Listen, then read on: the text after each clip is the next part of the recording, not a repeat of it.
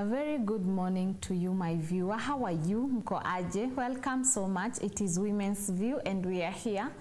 Obvious to connect conversation that we need to hit on, and I'm so happy every time we come here because there is always something to carry, and this table is full. You know, you just have to come and pick on some things that will help your life, because this show is for educating, entertaining, and also informing us. So we are here. I'm your host Shiro Wangige. Keep this conversation running. Our social media handle, we are GBS TV Africa. Our SMS line is 21144. Thank you so much for joining with us. And the conversation today, we are going to talk about how to bring back good mood after an argument, you know, in workplaces, between our relatives, our in-laws, you know, every relationship in our marriages, in people who are dating.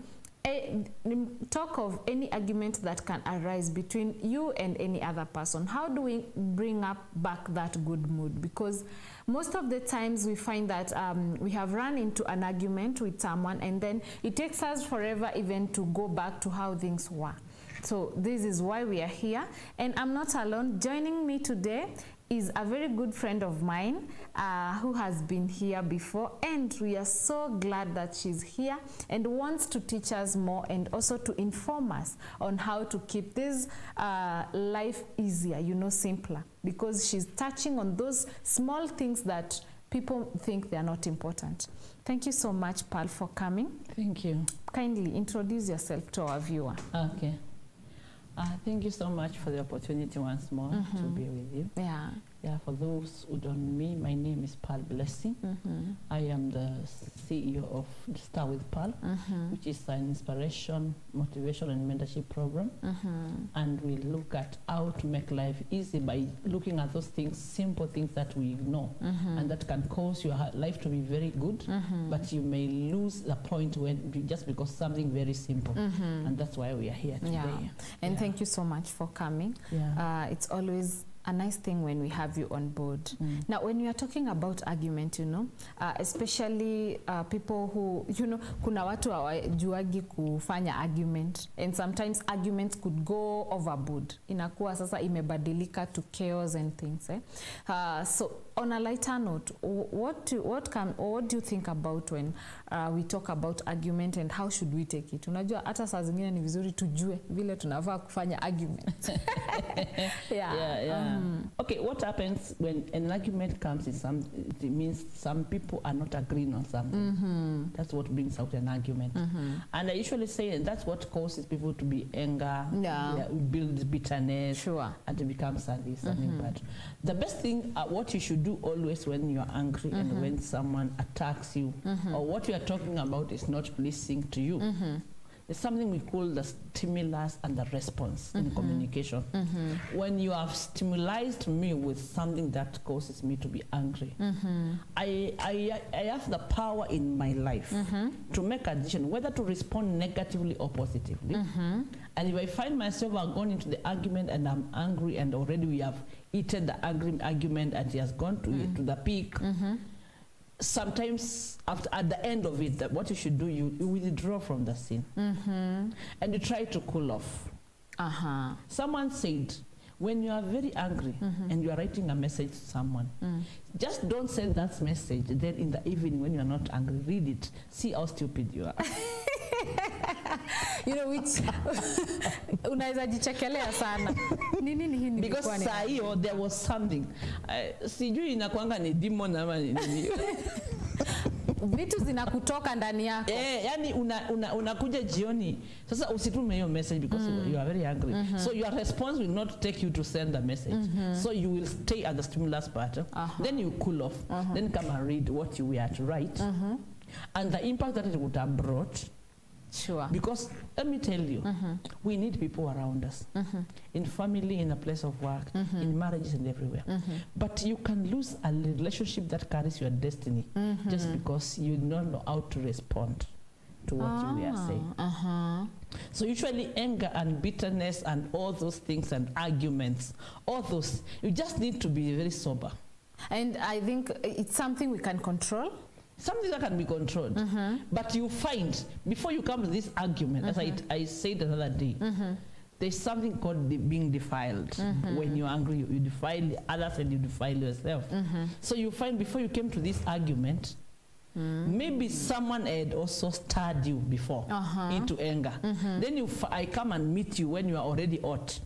Then I bring another argument. You go to the peak. So there's no time even to think.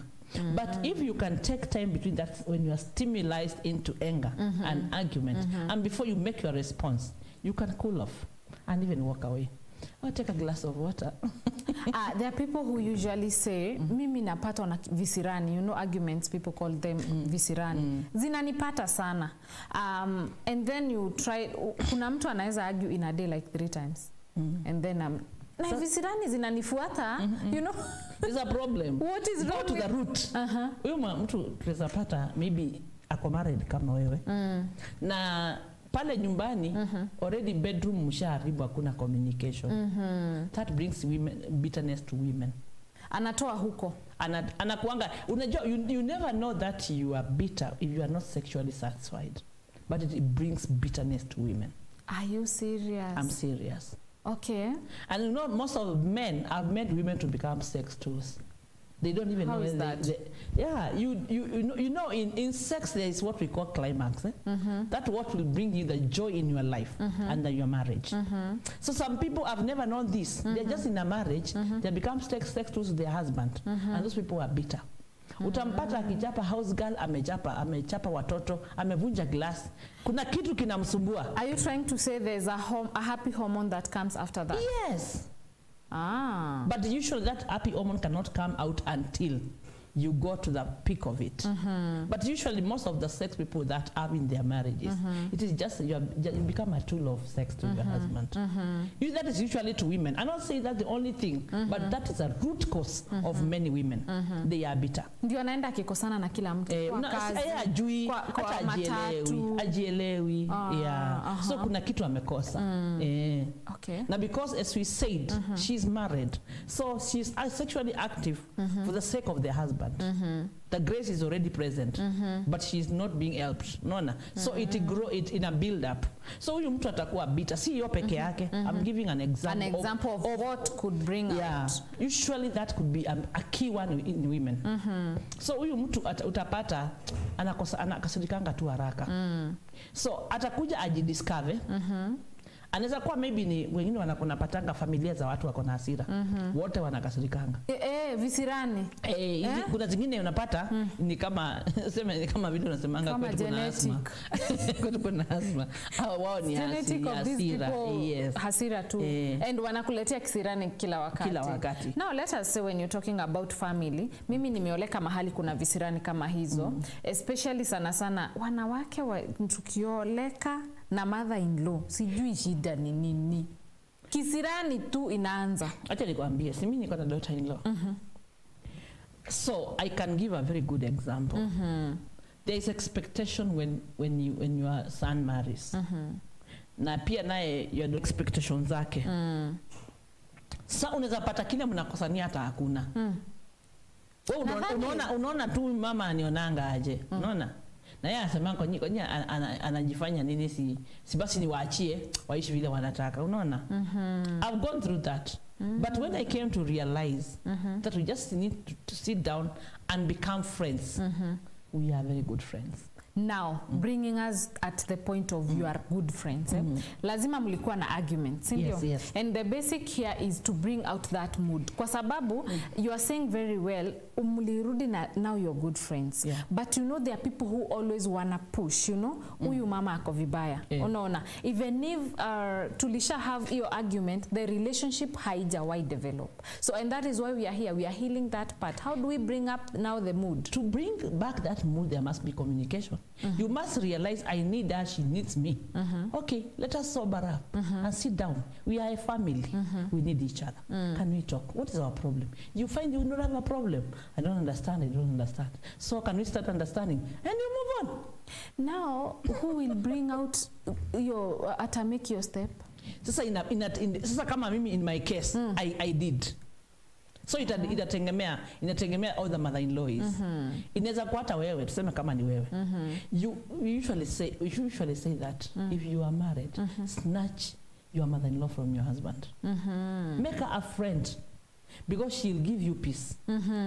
And you'll also have peace in your marriage. Yeah, you'll have peace in your marriage. Just start buying a, unajua kuna wengine tunamnunulia gift hata hajaielewa ni gift ina gani. But you can create an environment. Yeah. Just ufanyie kitu haijafanywa na mtu. Okay. Yeah, just do something. Doesn't mean spend a lot of money, but you can create an environment too. So you are saying if you want a good relationship with your husband is when you become good friends with the mother-in-law. I'm saying it's one of them. You know, you look around. So kuna watu wanakuanga very close to their mothers. So if you are not agreeing with the mother, na yeye anataka keep his marriage, mnamtesa nyinyi wawili. Anakupenda, anampenda. Na haezi do without hakuna vile sasa haezi waambia sasa nyinyi mjipange tu. Unaona? Lakini mnamtesa unashangaa mnapigania nini? Ulikuwa unaambia kijana kwani hutaki kuoa, ameshaona. Hutaki kuona mke wake, unaona? So unashangaa what do you want? Unaona? So those things happen, but communication in everything is key. Tuongee na mother-in-law. Tuongee. Tafuta make her a friend. Sio lazima uende na mzee kumuona. Jipange tu mtembelee. Hata useme uko na business trip na kumbe umeenda kutembelea mother-in-law. Aone picha. Hata yeye atashtuka, ai, hii nayo ni gani? Kama kuna hiyo kutoelewana, try to bring it back. And I want to tell you, there is a blessing. Kuna baraka huyo mama amebeba sako mama yako hawezi kukupatia. Na kuna zile mama yako amekuzaa huyo hawezi akakupatia. Yes.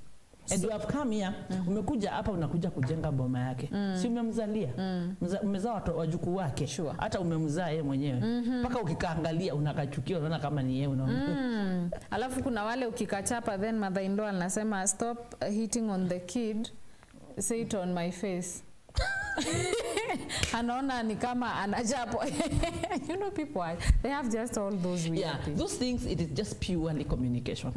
If we can find a way to communicate, even in workplace, even in marriage, even in family, you can solve these problems. Yeah, but there must be communication. Kuna ule mother-in-law huyu ni moto wa kuotea mbali. We have had an argument before and maybe the relationship inarudi tu ina build up pole pole. But again now there is this either son-in-law or the son or daughter anaogopa. Kugo back ama kukua close to her asimkose. Now they are pushing everything, and I feel when you're pushing someone it's like you're pushing family. You're pushing family.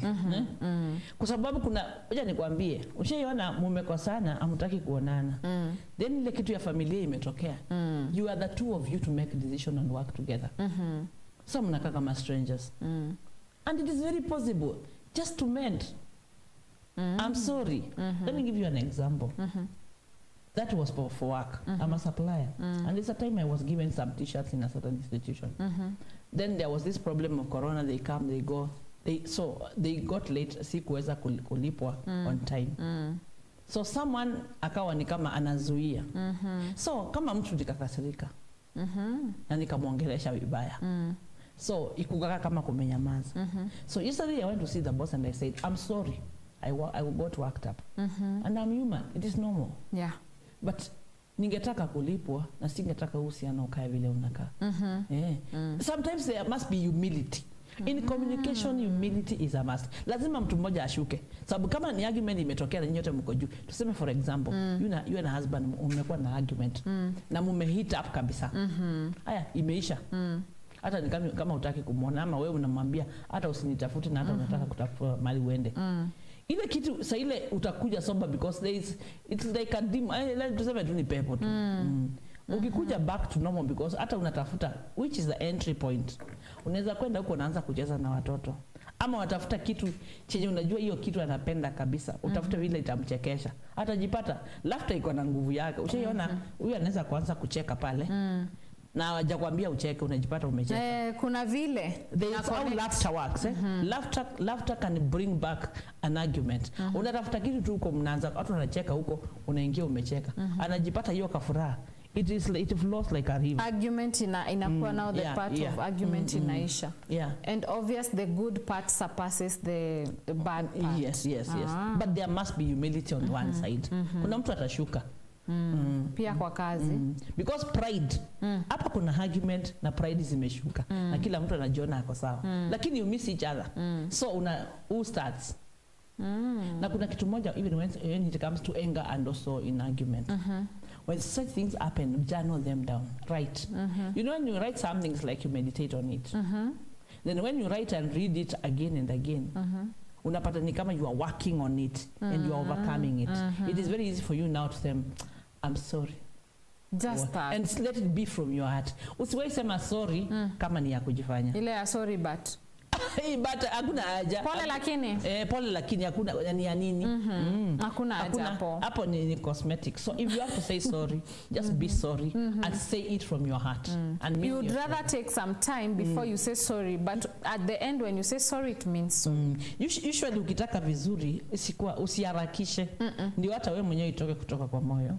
Ndio hata unaposema let us overcome this. Haijabaki kwa masikio na ingine huko kwa shoulders. It is gone. Usually sengine kitu ukikasirika sababu argument italeta bitterness. Enda usimame mahali kuna vegetation na kitu ka green kama hiki ama maji inapita. Simama tu hapo. Just watch that. There's something that happens when you watch green vegetation and water. Ndio unaona watu wanaendanga holiday. Nature. Just nature is good. Yeah. Kuna vile you cool off and you come back. And then you start realizing it's not necessary.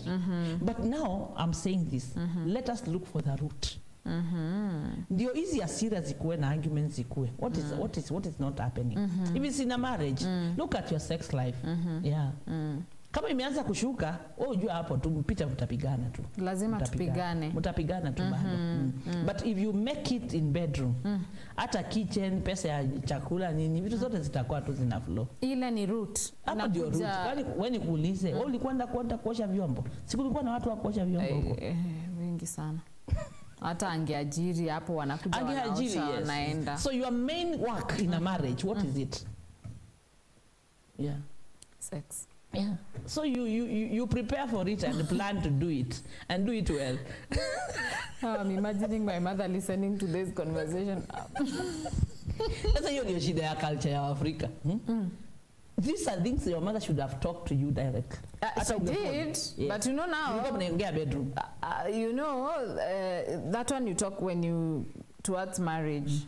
But now you know there's always a way you don't want to say it open. You know, inakaa ni kama it's a demon. But I told you today, from today stop fearing because I told you are personally a product of it. A good one. Yes. Okay. So talking about that, you know, they are very, I really love the way you are pointing out at sources of argument, you know, because before we know how to bring back the mood, we also need to know at least the sources so that if there is a way tunaweza ondokea hiyo, see it's best. Badala ya we go into argument, ndio tuanze ku build up on mood again. So what are the, like I've heard you talk about sex and it's something like it's the root. What else could be the source of argument, especially with relationships? Let's come to places of work. In place of work, there usually jealousy, competition. Me, I do team building for maybe companies. Let's say you are your staff. You want to go out for an holiday. So we come as team builders. So what we usually look at, and that's what usually causes those kind of arguments, is the way people communicate. You gave them a game, an indoor game. In that game, something very complicated, but you want to see how they are able to communicate. Then wakiwa pale on behalf of the management, I can be able to tell so and so they are not okay. They are not okay. If it is about maybe the way intelligence among them, you can be able to point them, they have brains, they can be tools for this. So those things also, mwezi kuja mustangaze pale mbele, mtakos maybe watu anza kuoneana wivu, watu anza kuinukiana. So kuna hizo vitu. Usually jealousy, lack of communication, na na tuseme what else. Ni hiyo tu hierarchy. Watafuta vile utavuka uende mbele ya mwenzako. But that team building in a place of work is very important. Na watu usahau hizo vitu. Mnataka tu kutengeneza pesa mnafanya. Watu wanachokanga akili. Unapata mmefanya kazi mmechoka akili. You need something to go somewhere. You come out of your place of work.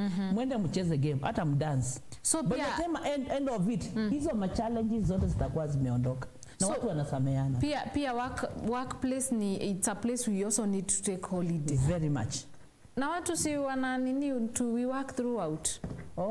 There are companies that do that, you know. Usually those who know what to do at the end of the year, maybe media or where they call it, they go out, have fun together, have people talk, share out.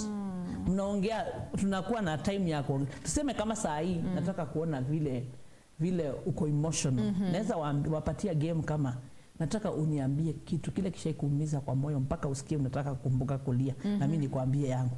So by that utakuwa umeitoa na hiyo uchungu. Hizo mauchungu ndio zinakujanga zinaleta argument on the way. Unapata huyu mtu ako na kitu cha zamani kinakaanga tu kikimsumbua na with time kinaweza kukua depression, stress ama arthritis. Magonjwa kanza mingi zinatokana na hasira. If you overcome hii issue ya arguments na build up kama vile tumesema arguments inaleta bitterness, ina build into inakuwa anger, ina build to bitterness. Hii inaenda hivi inakuja kanza kama kwa watu wa kunyamazia hiyo kusema si wapigo tunanyamazanga atakufa nayo kwa sababu ongei siku ile atalipuka ataua mtu kwa sababu ame build up. So speaking is very important. And also if it's workplace it's also good to have some time tunaenda we talk. We just tunaongea tunacheza and then naona tukirudi kufanya kazi everything's performance itakuwa juu sana. Give me that job. I'm asking for it online. You know, I'm also thinking how good it is, you know. It is very good. Kama hapa tunafaa sasa kunini Ian tunaenda na wao huku kina James huku wote Cynthia tunaenda tunacheza game. Mwende pale Safari Park sasa mmepelekwa na management. For example, mnaenda mnakuwa na fun. Kuna fun ya outdoor games. Mnapewa ka game ka kucheza. Mnakimbizana huko mnaanguka mnacheka. By the time end of it nakwambia hakuna mtu akona shida na mwingine. Hakuna beef. Hakuna. Wewe kuna siku nilikuja kwa show nikapata mmefanya na hivi hivyo. Hizo vitu mkitoka hapo. Hizo vitu zimeisha. Hakuna. Wow. That is very nice. Mnakewa kama Zumba dance, you just dance, you dance yourself out. And then the mood inarudi too. The mood is back to normal. As we start 2020. Even in marriage. It's good to have time out. Mnaenda tu mahali, you build up back. Mnakaa tu mnakumbuka mahali mlianzia. Kwa sababu mshakuwa too busy, it is children, it is rent, it is food, it is what, there is no time for you and me. Yes. Just go out somewhere. Na mnafunga simu. Usipigiwe simu unajua unahitajika. Lakini kama ni ya kazi tuseme kama ni ya kazi mmepanga. Ni sawa. Nimezifanya. Nimeona nikienda na makampuni out. They come back very well. Wow. The performance goes up. Wow. So that's also a different way of snatching back the mood and also kuongezea productivity. Because in your argument iko na root. Iko na root. Kama vile tumesema in marriage utapata sex you are not satisfied. When you are mwanamke is not sexually satisfied, they become bitter by nature. So that is one. If it is in workplace utaangalia uone hapana hii department na hii ni kama wamekuwa rivals. Wamekuwa kama two kingdoms. This will take them out somewhere. By the time they come back, nakwambia hata wanapelekana lunch wenyewe tu. And I also think people don't need to hold on to the past. That's what we started with. Nisema hivi, if you want to move on, drop your past. Because it is only hurting you. Unajua kuna wale wanasema huyu anajifanya tu hamjui just because you had an argument like 2 years ago and then you were so angry and you overreacted that one will define you the rest of your life. No, it should not. Huyu anajifanya tu and I think those are people you can't even come back to the good mood. No. It is always possible to do that because it is just about a will. God ametupatia kitu nitangwa will in our lives. So wakati mimi tuseme umenikosea na nime hold on you. na nakuwa bitter with you na tujasameana. I've given you the power of my will and you hold it and you leave me empty. Nakuwa kama niko empty. That's where mapepo yanajaa sasa, ya depression, ya stress, ya nini. But if I release you, kama wewe ujisikii kusameana na mimi, it is gone my place, and mimi niko na amani. Yes. It's up to you when ni bebe. Na watu waache kukua na hizo roho kubwa za kubeba watu. Kuna watu hata wako, kuna mtu alipatikana, kulikuwa mkutano ilikuwa mahali ya Injili. So mtu alikuwa na arthritis. Duno alipatikana, alikosewa na shushu yake akiwa 5 years. Ilikuja na word of knowledge. Na aliilia kabisa akisamea shushu yake na alikuwa amekufa. Immediately she forgave her. The arthritis ilimuondokea. Akasimama. Alikuwa anaenda ameinama hivi. Some sicknesses is out of bitterness. It grows a build and becomes sickness. Hebu nikuulize, kama wewe utanikosea, nikuwe na uchungu, nipate kansa, nani mjinga?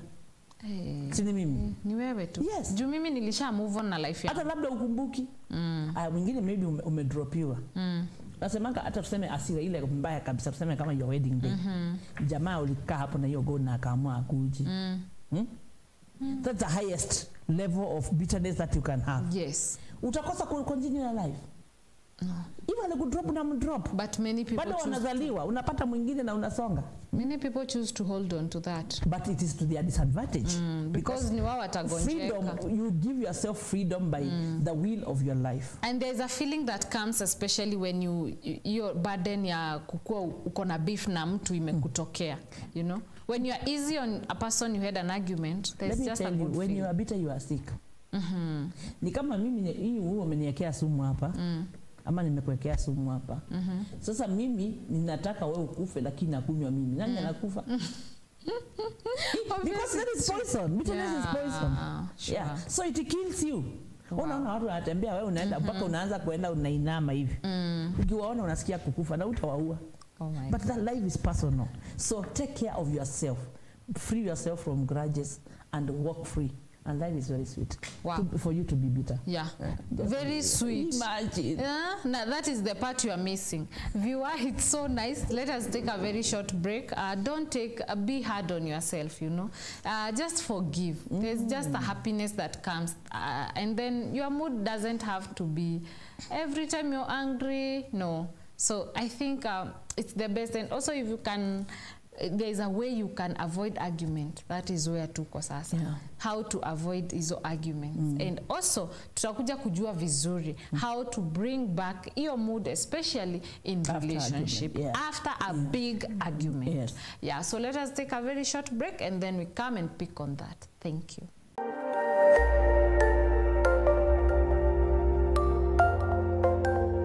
Everywhere, GBS. Thank you. We are here, we are back, and we are still continuing with this good conversation with Pearl Blessing, and we are talking about argument, you know, how to bring that good mood after an argument. And Pearl is even explaining to us more on how we should avoid those arguments and actually the sources of argument, because if you know a source of an argument, obvious unaweza ipotelea, unaweza ihepa, you can escape it kabisa. So this conversation, still keep it running, keep your comments coming through. We are going to read if we get that chance, but we need to know how you feel about it and what else do you want us to talk about. Our social media handle, we are GBS TV Africa. Our SMS line is 21144. So Pearl, before we went, thank you so much for how you brought out the issue of argument and actually the sources.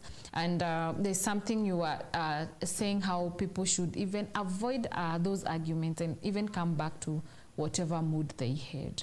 Now we are here in the, let us talk about marriages. And in marriages, we have, unajua marriages, to argument hata ujuai kwenye tumetoka.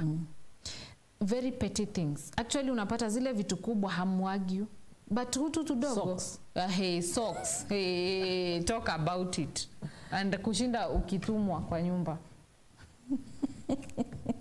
Kuja unipe hii remote yenye iko tu hapo, you know?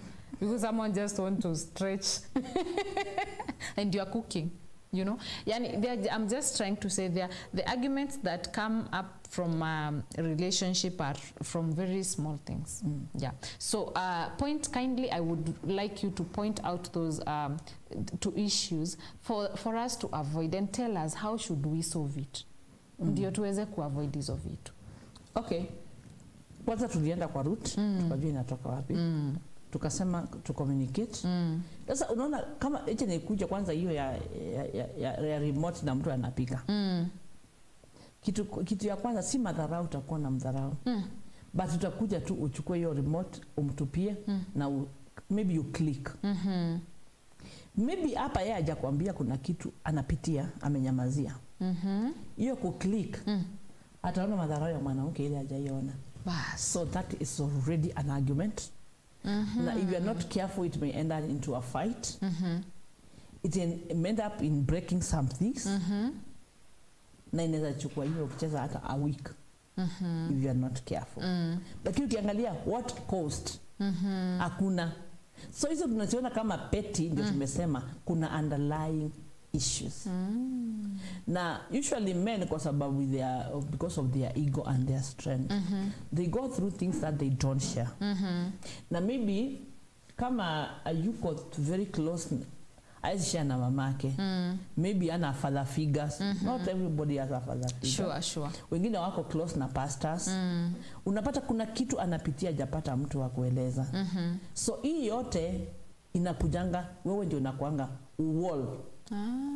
Because na utakuja ufanye kitu inakaa ujinga. Sababu huyu mtu hata ni kama akubuki unapika, amekwambia nipe remote. Sasa unashangaa, yani mtu mzima na akili zake ametoa kitu kuja kunilisha remote yenye akifanya hivi atachukua. Unaona? Sasa hizo amekuita kwa nguvu. So umekuja umempatia remote but una click. Sasa yeye anaona sasa maybe amedharauliwa mahali. Sasa anaona hata wewe sasa umemdharau. Sasa unajua uje nikwambie hata wanaume wanaonanga wakiwa very tough kazini. Kwa nyumba waongeangi. Our bosses, are you serious? Sisemi bosi hapa, sijasema hapa, hata si hapa. Wale wanaume wanaonanga wako very tough. You know, there's the bossy type. Ile yenye sio boss, ile boss ni anataka kila mtu uko ajue ni boss. Majority of those people who are very bossy, they are trying to achieve something they don't get somewhere. Mke amemkosesha heshima, amekosa kumpa heshima. So anajaribu kuifeel in na anaitisha na nguvu. Kwa sababu pale aongeangi. Mama akiongea na inama hivi. Now let me talk to me. Mwanamke ni mtu very funny. You are one of them. Ukimuoa tu na ujaribu tu kubao kidogo, hautainua hiyo kichwa. Ni hivyo. Maintain you are. Be the man that you are. Let your masculinity, this is masculinity. It remain tu julikane, umekoa hapa kuna mtu. Lakini ukianza kwa ile akiongea unafanya hivi. Utafanya hivi, ufanye hivi. Next time atapindua hiyo shingo iangalie huko. Women are like that. Don't give them a chance. Na mimi msione kama nachukia wanawake. Okay. But I'm defending. Tutapatana pale nyuma ya tent. Haina shida. Choma yote hapa. Wagoma kile. Alikuwa wewe. Ilibidi wanaume wapindue serikali wakasema kila mwanamke apewe mimba. Tuchukue hii serikali tushaachilia. Kwa sababu she was addressing people sitting on a man. Yes. So ikabidi warudishe who they are. They end now to make sure every woman is pregnant, including Wangwa Makere. Go for labor. Mkirudi mkitoka labor. By the day she was pregnant, she was weak. So wakachukua serikali yao wakachukisha. So I'm just saying that si vizuri unamkosesha heshima. Let me tell you something about a man. Mwanaume ni kama samaki. Ikiwa ndani ya maji ile speed inaendanga na ile nguvu iko nayo, sababu iko ndani ya maji, irushe ndani ya maji, nje ya maji, it dies. Yes. So mwanaume wako anaweza kuwa ana walk, amevaa suti kabisa, lakini ulimuua kitambo kabisa. Because the strength of a man is the respect anapata kwa mke wake. Wewe ndio utamfanya akue. Unajua in a man there is a king and there is a boy. Which one do you want? There's a lion and there's a lamb. Sasa who are you addressing when you are talking? You kill that lion, nakwambia una mwanaume. Hata ile destiny yake na ile strength yake na kila angepanga na aweze kuwa na maono makubwa umeyaua. kwa sababu wewe ndio source ya strength. So wengine wako maskini tu just because of mdomo. Hebu huyu mwanamke aanze kumheshimu. Amfidi vizuri, amheshimu na amwachilie atoke pale nje. Mtu anakupatia maono hujaifikiria. Lakini you have killed him. Naye mwanamke anapendanga tu kupendwa tu. Hiyo tu. Naye ukosa kumpenda. We don't ask for much. Akikosa kupendwa naye anakuwa bitter. Kama sasa argument ni kila siku.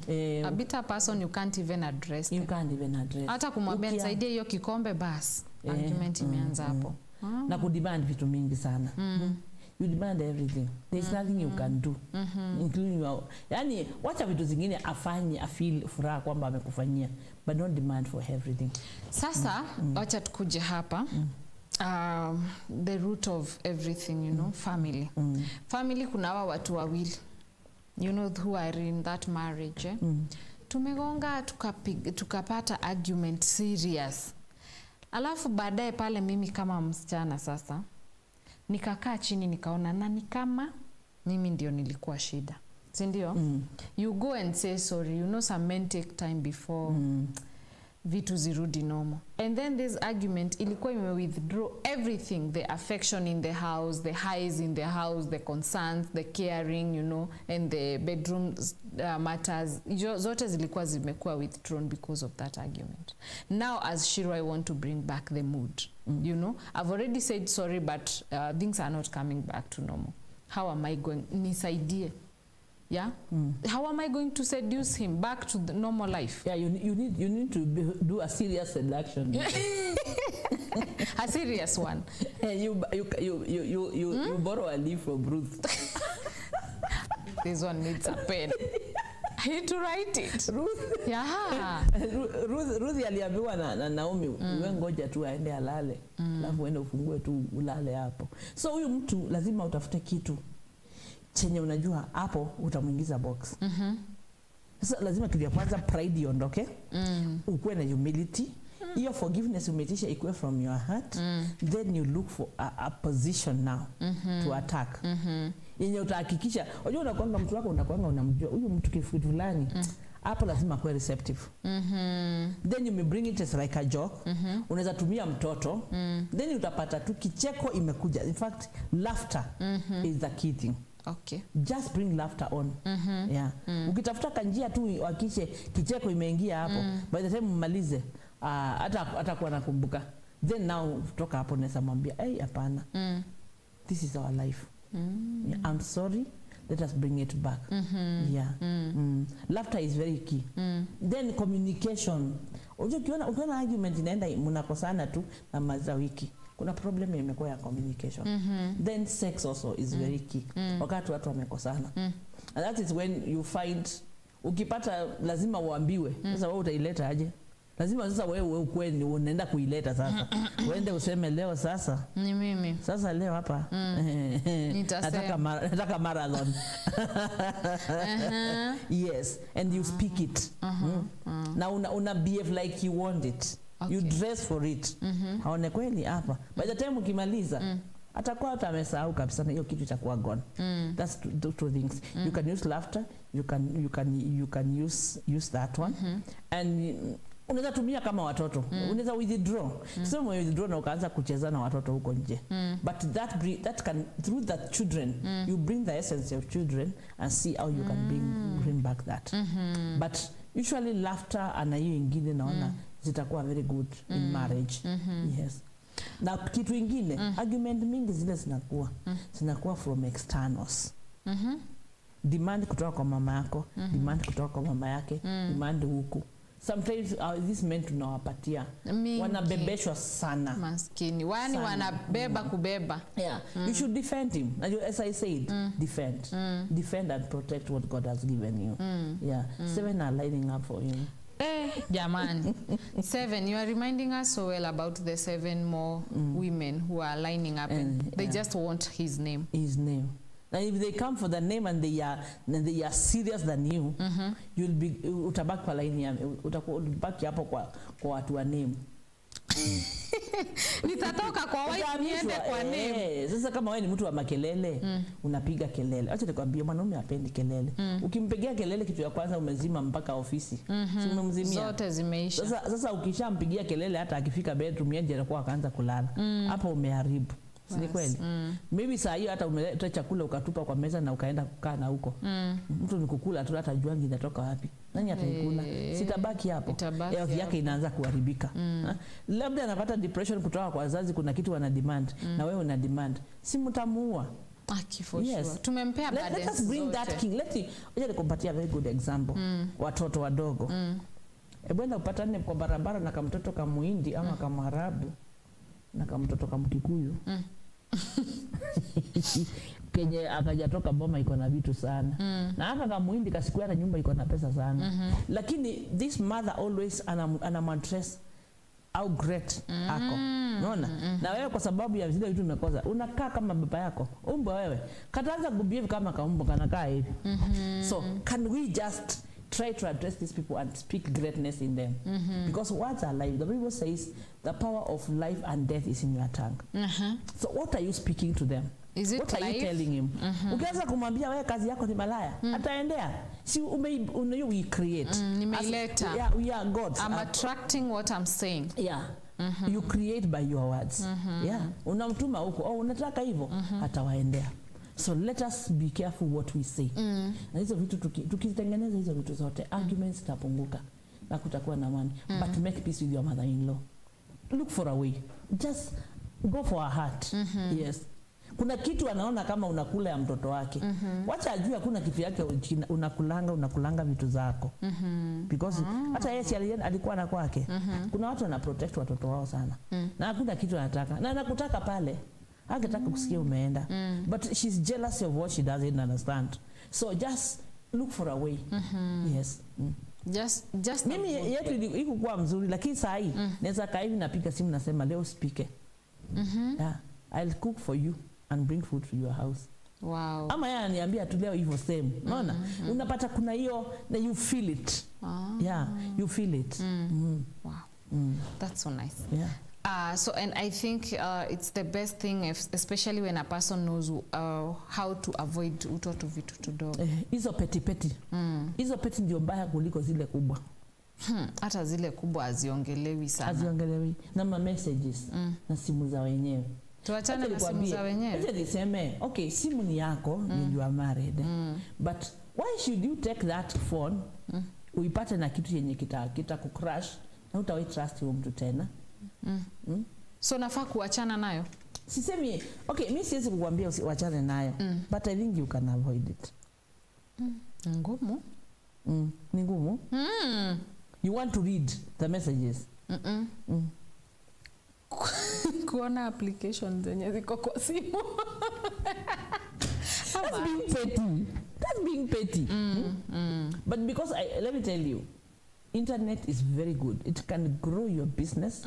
It can grow you in so many ways, and it can also destroy you. But if you are petty, utatafuta tu ile kitu anaweza kuwa anafanya negative. So if you look at him as a king, hautaangalia application. So stop looking at that boy. He's not a boy anymore. He's a king. He's a king. A king cannot have a funny application. Then you pray for him. I hope they also pray for us. Unasikia? Now I'm just being serious. We pray for you, you pray for us. It is okay. Na sana watuombe sisi. Unasikia hiyo competition? Unajua wanasahau hawa watu. Wakishaanza ma business connection hapo. Yanachomoka tu kwa nyumba hata hajakunywa chai. Unamkumbusha basi amuombe kwanza kabla atoke. Yes. Anyway, thank you so much, Pal, for that. And now we know. We are informed. Yeah, it has been very nice. We've come to the end of this conversation. Say bye to your viewer. Okay. Okay. Thank you so much for your time. I really appreciate it. It was a good one. I just want to remind you that Start with Pal is a program that motivates, inspires, and mentors. And we also do team buildings. We are available for shows. We are available for meetings. Yeah. and my contacts will be given. But when you want to get on me on YouTube, it's Star with Pearl, and also Penny Pearl. With Penny Pearl is also YouTube. You can find maybe the shows that I've done in other TVs and other things that I do. Yes. Thank you so much. Thank you. So viewer, we've come to the end of this show. Still, we are here for the next time.